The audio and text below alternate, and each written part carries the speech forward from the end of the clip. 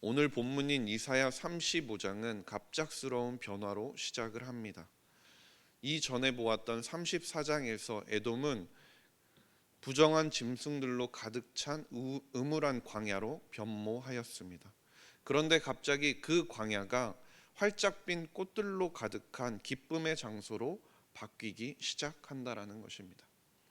어떻게 갑자기 이러한 변화가 일어났는지에 관해서는 4절에 가서야 그것이 원인이 밝혀집니다. 그 답은 바로 하나님인 것입니다.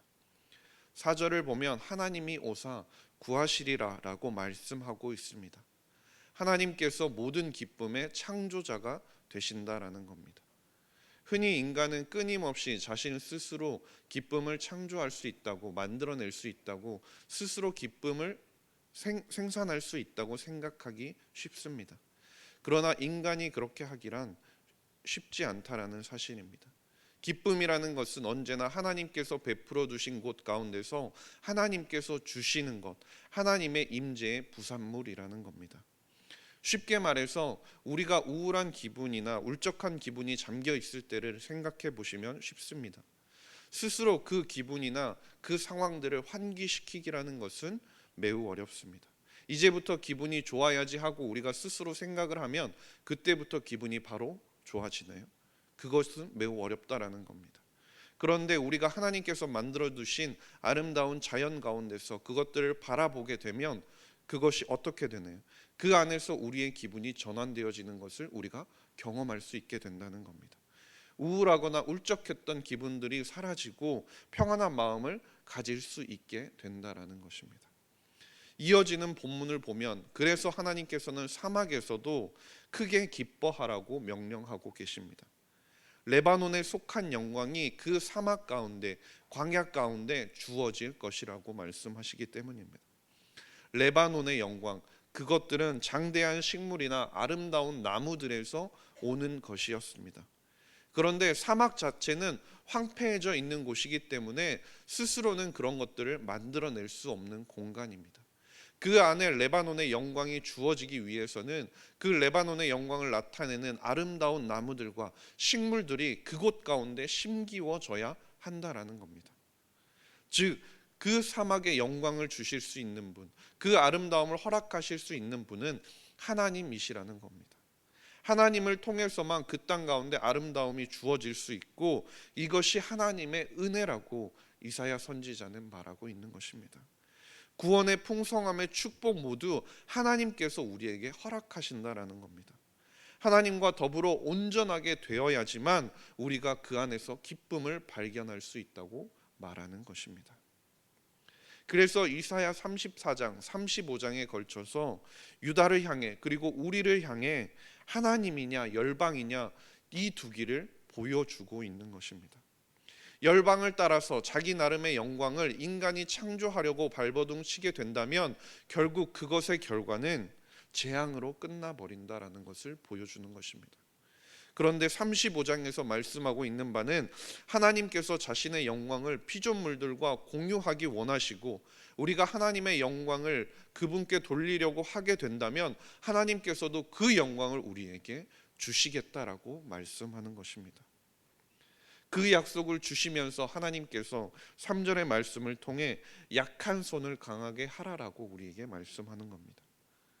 약한 손이라는 것은 두려움으로 말미암은 떨림이나 무력함을 이야기합니다.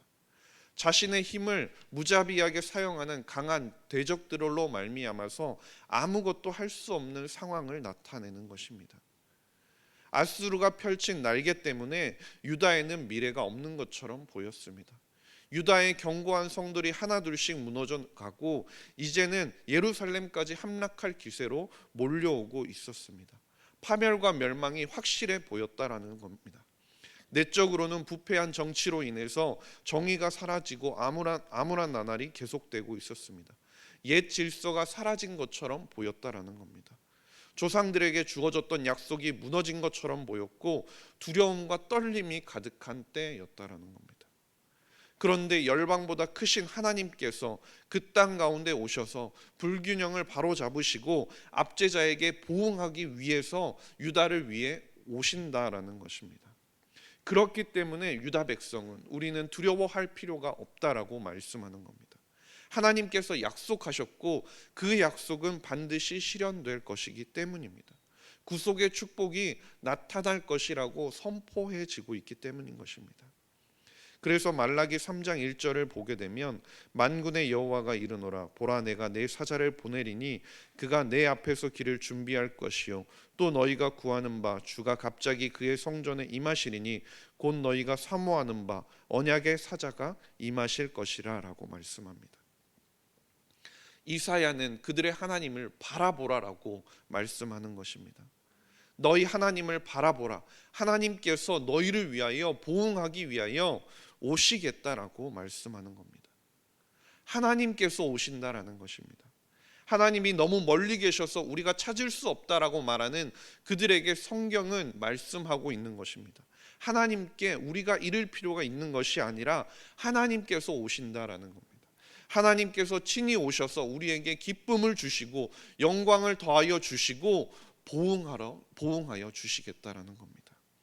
데살로니가 후서 1장 6절 말씀에 너희로 환난을 받게 하는 자들에게 환난으로 갚으시겠다라고 말씀하시는 것처럼 대적에게 보응이 될 보복을 하나님께서 오셔서 해주시겠다라는 겁니다.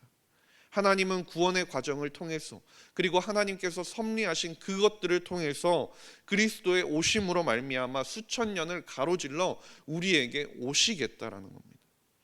그리고 하나님께서는 오셔서 우리가 영원토록 그분과 연합하게 될 때 마지막 날까지 그분의 백성들과 함께 하시겠다고 말씀하시는 겁니다. 5절부터 이어지는 두 가지 구원의 비유들은 하나님께서 생명이 없는 것에 얼마나 풍성함을 더하여 주시는지를 우리에게 보여주고 있습니다. 이 예언들은 신약 성경의 말씀들을 통해서 이루어지는 것을 우리가 살펴볼 수 있는데요. 누가복음 7장 22절에 예수께서 대답하여 이르시되 너희가 가서 보고 들은 것을 요한에게 알리되 맹인이 보며 못 걷는 사람이 걸으며 나병 환자가 깨끗함을 받으며 귀먹은 사람이 들으며 죽은 자가 살아나며 가난한 자에게 복음이 전파된다 하라 라고 말씀합니다. 이 예언들이 예수 그리스도의 사역으로 말미암아 부분적으로라도 성취되는 것을 볼 수 있게 된다는 것입니다. 예수 그리스도께서 그 표적으로 이적으로 말미암아 하나님 되심을 보여주신다는 것입니다. 맹인과 못 듣는 사람, 이것은 단순히 육체적인 불편함만을 나타내는 것이 아니라 그들의 영적인 상태까지도 그러한 상태에 있다는 겁니다. 그런데 선지자는 이제 참된 가치를 보고 참된 인도함을 받는 날이 올 것이라고 선포하고 있는 것입니다. 그들이 이제는 유다가 이제는 열방을 신뢰하기를 중단하고 하나님을 신뢰하기 시작한다는 것입니다. 사막이 더 이상 황폐한 사막으로 남아있는 것이 아니라 장미가 피어나게 되는 것처럼 소경이 눈을 뜨고 바라보게 된다라고 말씀하는 겁니다. 그리고 6절에서는 저는 자는 사슴같이 뛸 것이며 라고 말씀하고 있는데요. 이 말씀 또한 사도행전 3장 8절에서 뛰어서서 걸으며 그들과 함께 성전으로 들어가면서 걷기도 하고 뛰기도 하며 하나님을 찬송한다라는 말씀에서 베드로가 성전에서 저는 자들을 고친 사건으로 성취되어짐을 우리가 바라볼 수 있게 되는 겁니다. 메마른 땅과 승냥이가 눕던 광야가 짐승들이 거주하던 바위산과 목초지로 바뀌게 되고 인간의 방식으로 만들어졌던 것들이 인간의 방식으로 행하면서 사람이 거주하던 땅이 거주할 수 없는 곳으로 황폐해졌던 그 지역들이 하나님께서 하심으로 말미암아 황폐해졌던 공간들을 하나님께서 풍요로운 공간, 기쁨이 넘치는 공간, 하나님의 영광이 가득한 공간으로 바꾸어 가신다라는 것입니다. 하나님의 역사로 인하여 그들 안에, 유다 백성 안에, 우리 안에 하나님의 기쁨이 생긴다라는 것입니다. 그리고 그 구속의 결과로 모든 슬픔을 영원히 몰아낼 기쁨이 우리에게 주어진다라는 것입니다. 그리하게 되면 그날에 하나님께서 하시는 그날에 하나님의 백성이 그들 자신의 죄와 다른 이들의 죄에서 해방되게 되는 것입니다.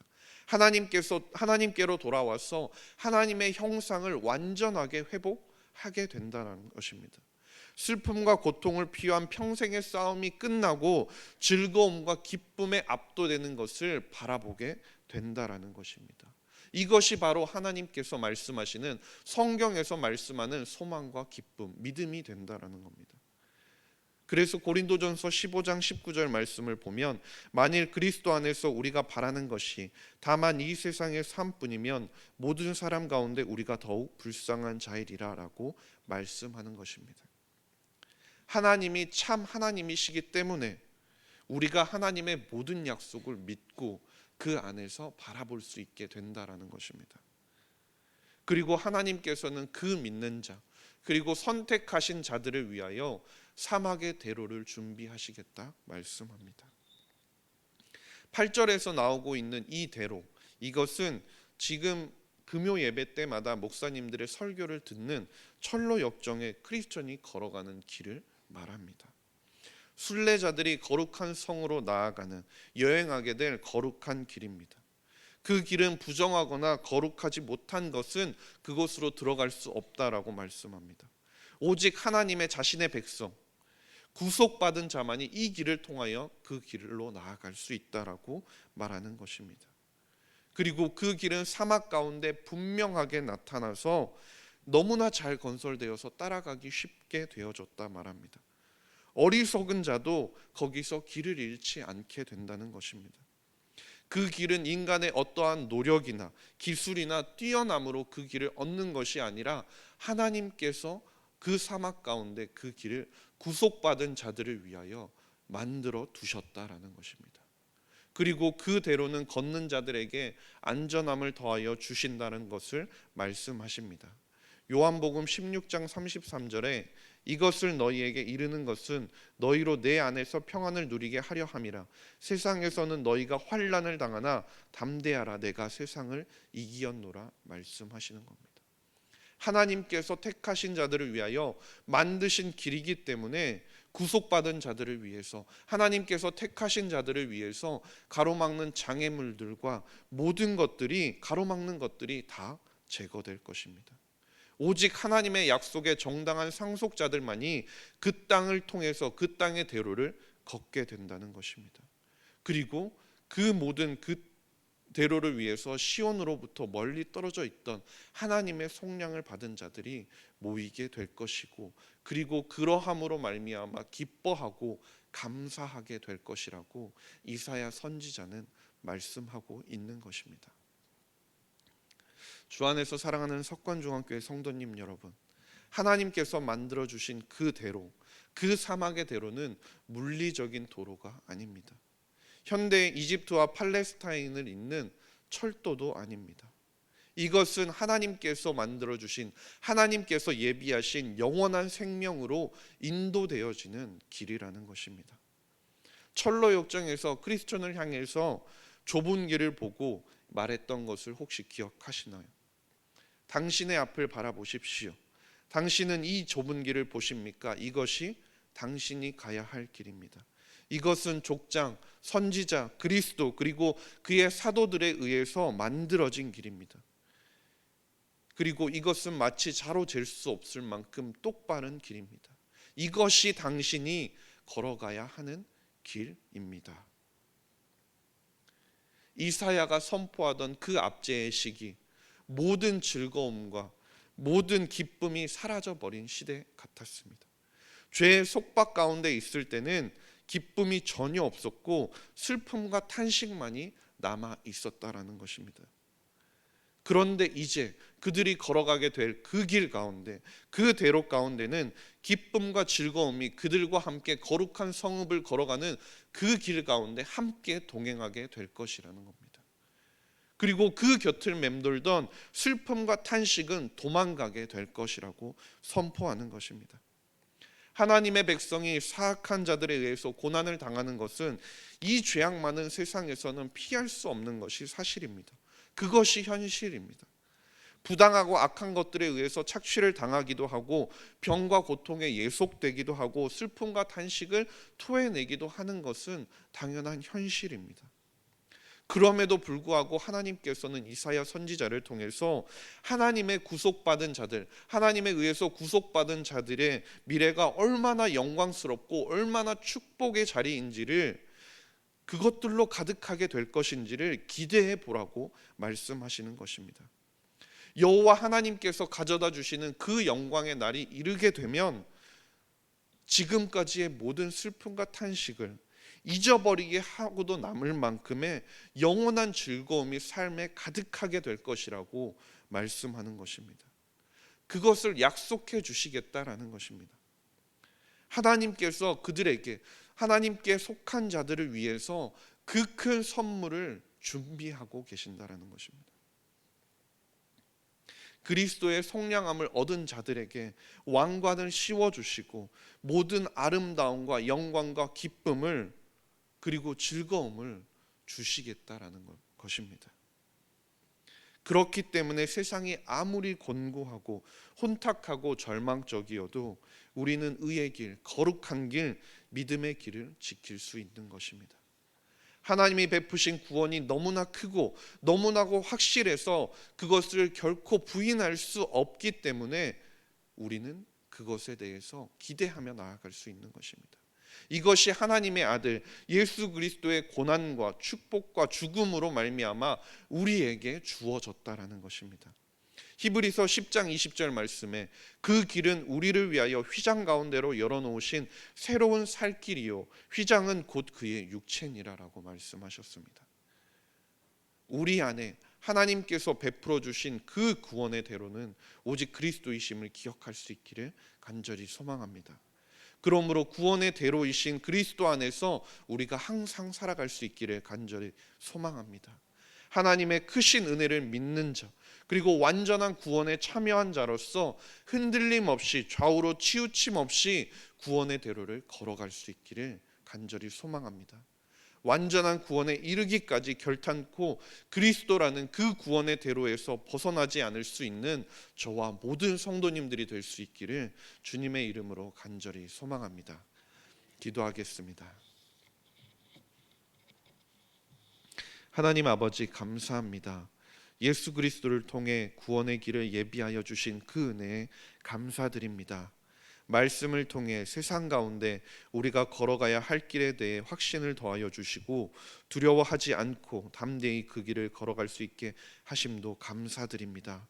하나님과 함께 베풀어 주신 그 기쁨을 누리게 하시고 영광을 보게 하셔서 세상 가운데 흔들리지 않고 예수 그리스도를 닮아 살아가는 저와 모든 성도님들이 되게 하여 주시옵소서.